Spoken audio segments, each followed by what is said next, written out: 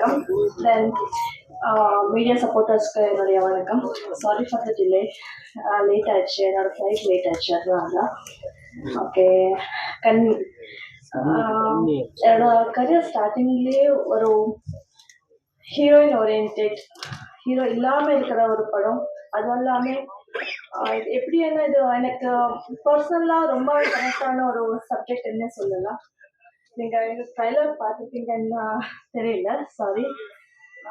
போஸ்டரில் நீங்கள் பார்க்கலாம். என்னுடைய லுக் கம்ப்ளீட்டாக டிஃப்ரெண்ட்டாகவே இருக்குது.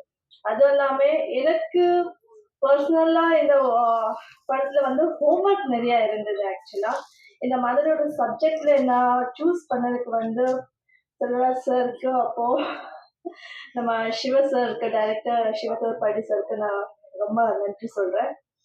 அப்போ இதை பற்றி சொல்லணும்னா, லொக்கேஷன் எந்த மாதிரி லொக்கேஷன்னா, அங்கே போகிறதுக்கே வந்து நிறைய கஷ்டங்கள். எப்படின்னா, ஆக்சுவலாக இது நம்ம சூஸ் பண்ண ஒரு வில்லேஜ் வந்து உண்மையான எந்த வசதியும் இல்லாமல் இருக்கிற ஒரு வில்லேஜ். ஆக்சுவலாக நம்ம ஷூட்டிங் முடிஞ்சதுக்கு அப்புறம் வந்து அங்கே வந்து நிறைய வில்லேஜே வந்து கம்ப்ளீட்டாக காலி பண்ணிட்டாங்க.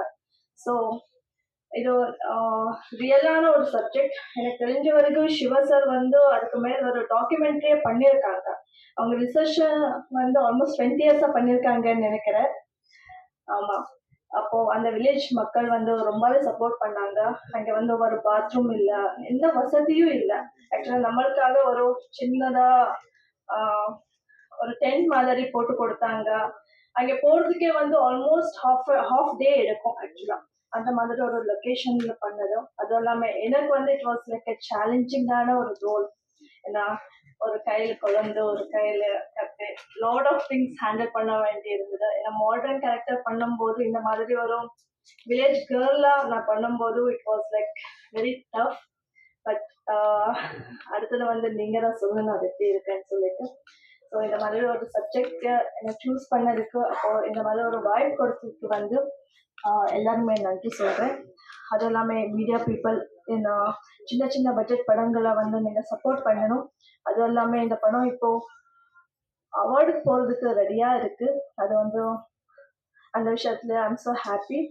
ஸோ உங்களுடைய பிளெஸிங்ஸ் வேணும்னு கேட்குறேன். மீடியா பீப்புள் சப்போர்ட் பண்ணுங்கன்னு கேட்குறேன். தேங்க்யூ.